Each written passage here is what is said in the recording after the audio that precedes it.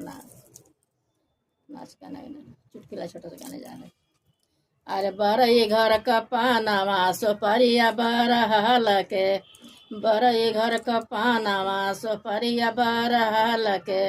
सासु नाही मान के ससुर नाही मान के, सासु नाही मान के ससुर नाही मान के, सैयना से बाजवा करेला अपने मान के, सैयना से बाजवा करेला अपने मान के,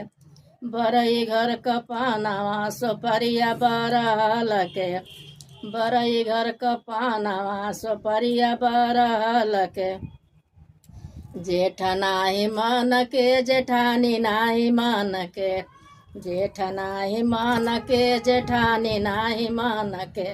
सैयना से बाजवा करेला अपने मान के।